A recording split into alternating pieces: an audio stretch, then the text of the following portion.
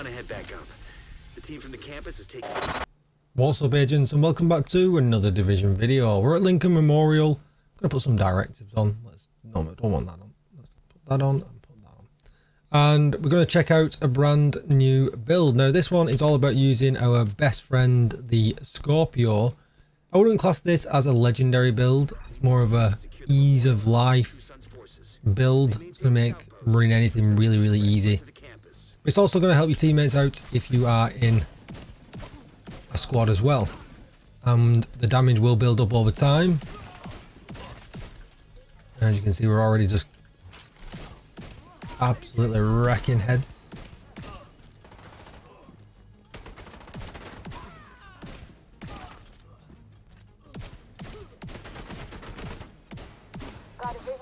It's even better than I thought. It's absolutely brilliant.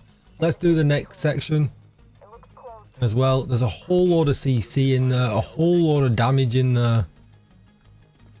It's crazy, crazy good.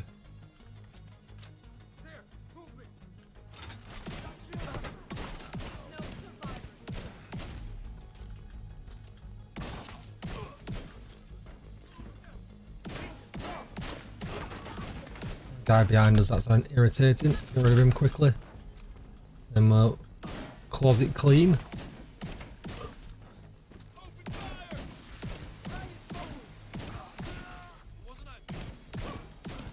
Oh, it's insane. It's absolutely insane.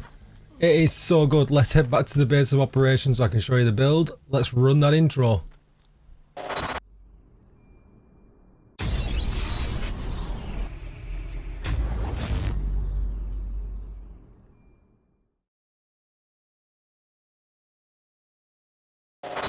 Okay, so while we load into the base of operations, be sure to hit that subscribe button, give the video a thumbs up, and hit the bell so you're notified when I upload more Division videos. If you need any help with the Division, come on over to my Twitch channel and hit follow, because I could be streaming live right now. And if you need any other kind of help like raids, legendaries, Regulus, Ravenous, all them kind of things, you'll find a link to my community Discord as well down below. We've said too much, let's get started. So for this one, we're going to go with Gunner. I'm going to go with Gunner for a few reasons, just your general reasons why you go with Gunner. We get a rate of fire increased by 5% on kill, which is really nice. You can use the Banshee pulse if you don't want to use the shield again, which is really nice. Every third reload is 50% faster, and killing enemies grants 10% armor, giving us, you know, extra survivability along with everything else that we're going to be doing.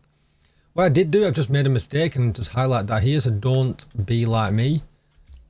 We can put 15% extra shotgun damage into this build, so when you see the run at the end, that will have the 15% in. The run you've just seen now clearly didn't. Secondary weapon, I'm going to go with AR, although I don't think I will ever use it. Really easy for this one, you just need to pick yourself up a Scorpio. Any expertise damage bonus you can put into it is clearly a bonus. I think with any expertise, leveling up, this is one of the guns you should really do first. It's great as a secondary, it's great as a primary, and it provides so much versatility in helping teammates out and helping you out when you get yourself in a tight pinch. Definitely worth doing that. Secondary is Dark Winter. It does a lot of damage with this build as well, and although we will be over crit cap with this gun, we kind of, you know, it's insane. The amount of crit damage we still get is absolutely insane. If you didn't know what the Scorpio did and you may be new to the game, it comes with the Septic Shock talent, which basically CCs enemies. So 1 shot with it applies poison, 3 disorientates them, 6 shocks them, and 7 they take an additional 20% damage from all targets. So you literally, all your teammates, when they're hitting them, then they'll take an extra 20% damage, which is really, really good. The Dark Winter has a perfect killer. Killing an enemy with critical hit grants 50% critical hit damage for 10 seconds, a huge damage bonus. And as far as optics go, I've got crit hit damage, extra rounds, crit hit damage, and crit hit damage in the mods. We'll take a good look at it because it looks beautiful because of the gem skin that hopefully will become available again if you've not already picked this up. So let's run through the gear set. No brainer with this, Hunter's Fury. 2-piece gives us 15% shotgun damage and 15% SMG damage. 3-piece, 20% armor on kill on top of the 10% we're going to get from Gunner, and 100% health on kill. Enemies within 15 meters receive a debuff, amplifying your weapon damage against them by 20%. So you can see where I'm going here. It's just a lot of damage this set. Really great. Killing a debuffed enemy with your weapon disorients other enemies within 5 meters. But we're going to make that even better. And it amplifies the weapon damage by 5% for 10 seconds. It stacks up to 5 times, giving you an additional 25% amp damage. We've got weapon damage, crit damage, and crit chance for the attributes. These next 3 pieces really easy. Hunter's Fury gloves, weapon damage, crit damage. Then with the knees, weapon damage, crit damage. And last in the set, the holster, weapon damage and crit damage. These are all really easy to farm in Countdown. Get yourself into Countdown, targeted loot, really easy to pick up. And you only have to do 1 roll to get them absolutely perfect. Next up is the backpack, and it's probably the hardest piece to farm. So it's a Seska backpack, which gives us 10% critical hit chance, weapon damage, crit chance, and crit damage. That's what you kind of need to get to drop. Luckily enough, it's a red core attribute, so it'll drop red minor attributes more than anything else. So hopefully farming a crit chance and crit damage one isn't too difficult. But again, Countdown, challenging, you'll get to where you need to. You just maybe have to optimize it a little bit afterwards. Crit chance in the mod slot, and we're going to go with Creeping Death. So when you apply a status effect, it also applies to all enemies within 8 meters of your own target. So when I said before we're going to make it even better, this is what I meant. But we're applying many different debuffs here, which you would have seen when I was killing things, and basically making them, they just can't do anything. You're just free to kill them, and obviously we put out a lot of damage as well. So let's have a look at all the attributes that we are going to apply. So first of all, with the Scorpio, we talked about it a little bit before. We're going to be able to apply poison, disorient, and shock. Really great. On top of that, we get an extra go at the disorient because the Hunter's Fury gear set apply that as well. And then going with the chest piece, the brand new one that came out last major patch, the cherished, it actually gives us perfect trauma, which lets us apply blind and bleed as well. You can just craft this on the bench as long as you've done the season track. You'll be able to craft it, and it's it's not a red core attribute, so it can be a little bit tricky. It comes as blue. I was lucky, I went 1 for 1 on this. Absolute content creator / streamer luck. I just had to give it quite a lot of optimization. But you could roll with a blue in here if you really wanted to, and it wouldn't make too much difference. You're always going to get the talent perfect trauma when you craft it. So basically you're just looking for crit chance and crit damage here. Crit chance in the mod slot, but perfect trauma slices off a whole 10 seconds from the trauma talent, allowing us to apply blind to an enemy that's hitting the head with the cooldown of 20 seconds and bleeds to the enemy that's hitting the chest, cooldown 20 seconds. But don't forget, and then all of them are going to spread all around because of Creeping Death on our backpack. And it just makes for a lot of damage and a lot of fun and a lot of really easy heroic content. It's just absolutely great.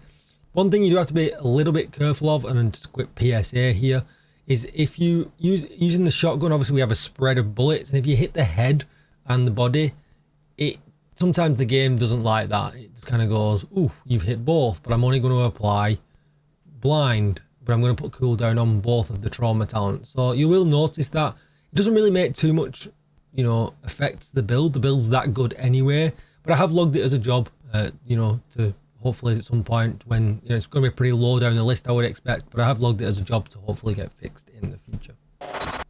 So let's take a look at the stat page. You can see here we're at exactly 60% crit chance, 127% crit damage, 80% headshot damage, 12% armor damage. If we swap over to the Dark Winter, we're over cap on this by a good 10%.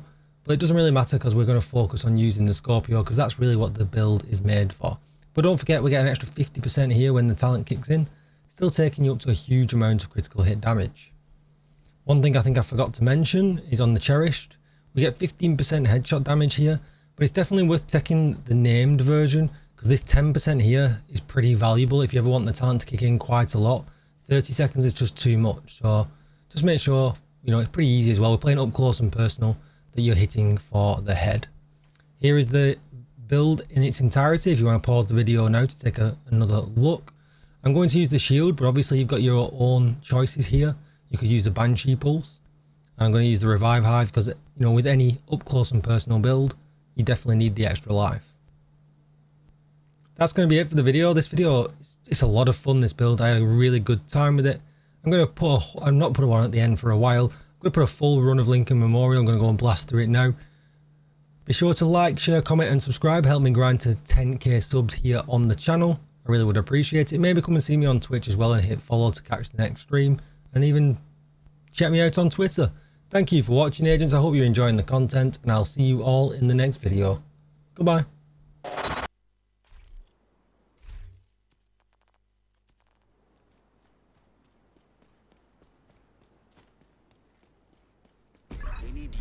The memorial and remove the True Sons forces. If they maintain this outpost, the True Sons will be a direct threat to the campus. Gonna get you now! You're not going anywhere.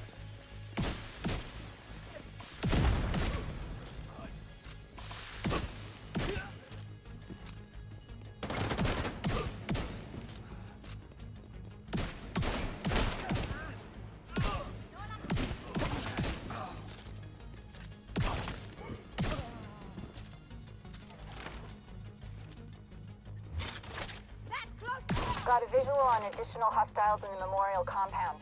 They're moving south. There's a gate between you. It looks closed from here. Agent, you'll need to find a way to open that gate. I'll come with you. I'm going in. Get the fuck away from me!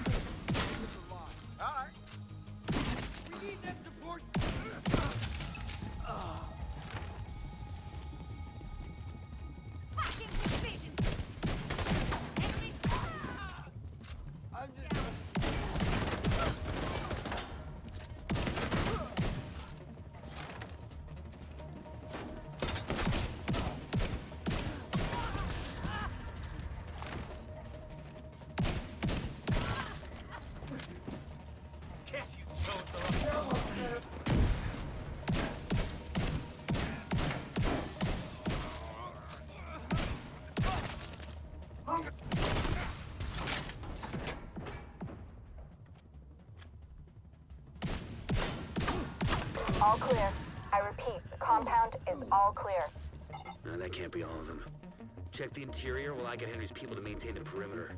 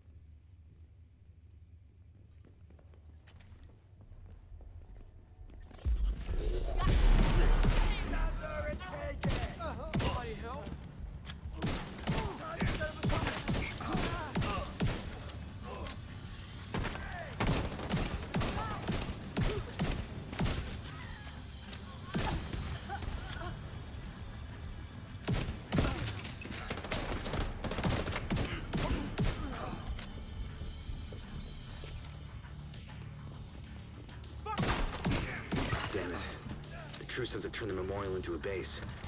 There's an area beneath you with increased security. Isaac can't access data on this location. Stay alert. I have to know what you're walking into.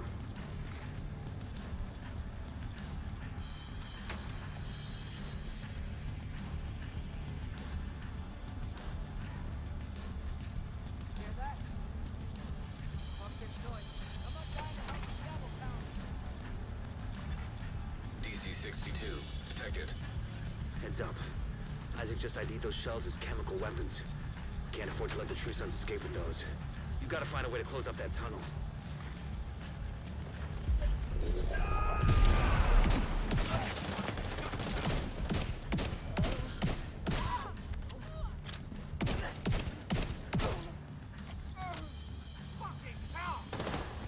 Incapacitating target.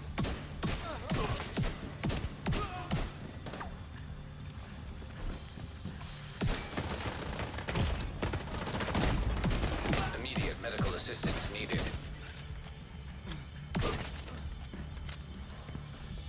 Get going! Holy fuck!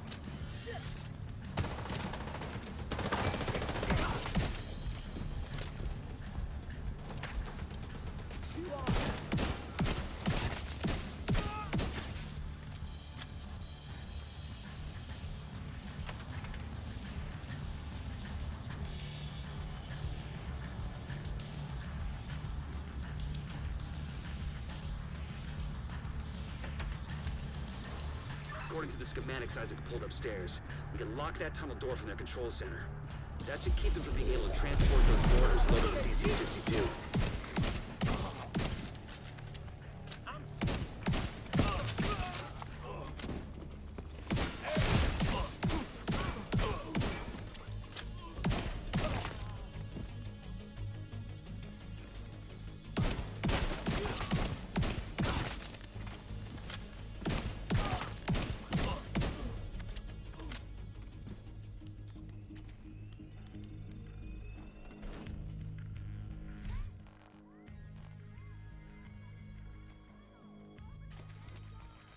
That should keep them from getting more of those mortars. You think closing the tunnel is smart? Fuck you! You slapped yourself in with us. I'll make sure you rot down here.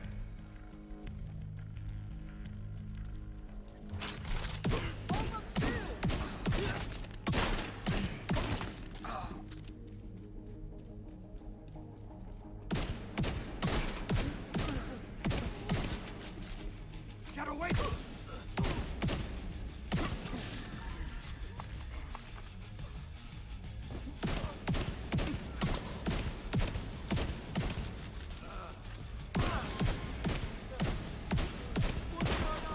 I can't see!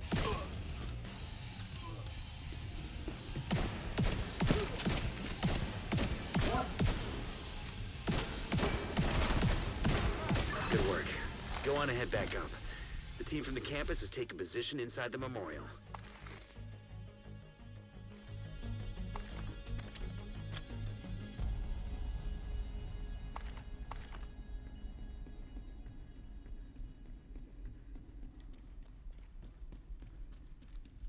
If you hadn't stopped them, I know they would have used those weapons on us, and we would have ended up like Castle.